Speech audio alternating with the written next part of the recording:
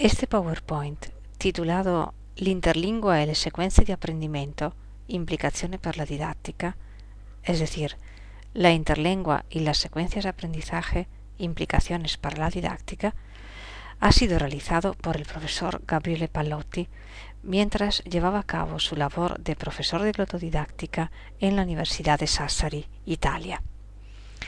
La interlengua es un concepto sumamente valioso, pues designa cada uno de los estadios sucesivos de adquisición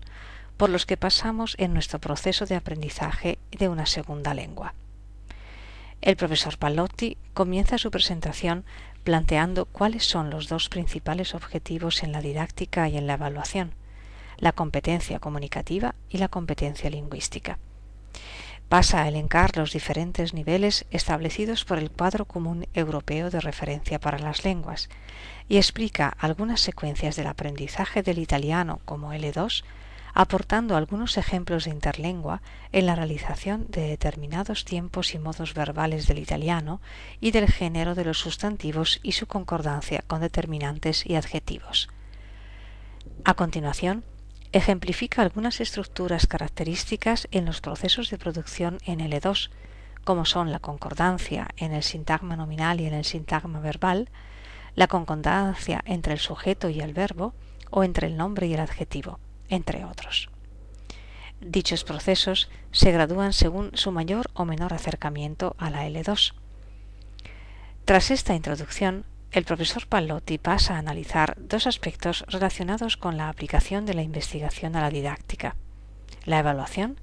y la programación del currículum. En primer lugar, nos recuerda algunas de las modalidades tradicionales para evaluar la competencia lingüística, como son, por ejemplo, transformar los verbos del tiempo presente al tiempo pasado en una serie de frases, o escribir en la forma adecuada los verbos entre paréntesis en un texto, o bien escribir qué hemos hecho el domingo pasado. Esta forma de evaluación se basa en ejercicios metalingüísticos claramente orientados a las reglas gramaticales y se mide en el número de errores cometidos. Por el contrario, el profesor Pallotti nos ilustra con una forma alternativa para evaluar la competencia lingüística basada en actividades comunicativas, orientadas al significado de lo que se desea expresar, dentro de un contexto comunicativo. Por lo tanto, se trataría de actividades orientadas a evaluar la evolución del alumno en el proceso de su aprendizaje, es decir, a situarlo en el estadio de su interlengua. El profesor Pallotti nos ilustra con varias maneras de estimular la producción en L2 por parte del alumno, como pueden ser la conversación espontánea, la descripción de imágenes o describir un vídeo. Tras otros ejemplos donde se evidencian los errores morfológicos, se pregunta si este sistema realmente evidencia el progreso del alumno en su proceso de aprendizaje, porque no todos los errores son iguales y manifiestan un mayor o menor acercamiento a la L2 según el proceso de elaboración. Por lo tanto, una evaluación basada sobre las fases de la interlengua es sumamente útil porque describe con mayor precisión el desarrollo lingüístico, permite seleccionar mejor las actividades destinadas a corregir los errores formales y permite construir una programación psicológicamente más lógica.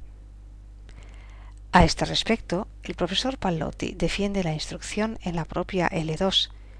y que si los criterios para elaborar un currículum están basados en la investigación,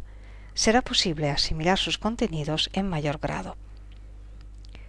Existen programaciones basadas en los procesos de tareas y proyectos, otras nocionales funcionales o bien estructurales, estas últimas basadas en la presentación de estructuras gramaticales. Didácticamente, la investigación sobre las secuencias de adquisición de la L2 puede presentar problemas como que algunas estructuras de la L2 útiles y frecuentes se aprenden muy tarde, o que existen reglas muy complejas, como las de la formación del pasado próximo, por ejemplo. En estos casos, es necesario tolerar los errores de producción durante mucho tiempo, o enseñar las formas correctas dentro de fórmulas fijas para ser memorizadas, pero esperar a la fase más adecuada del proceso de aprendizaje para analizarlas, retomando cíclicamente aquellas estructuras más complejas, profundizando cada vez en un aspecto. Por último, el profesor Pallotti nos indica las fases por las que se atraviesa en el proceso de aprendizaje y en el de enseñanza, estableciendo diferentes niveles hasta alcanzar la asimilación completa de una estructura.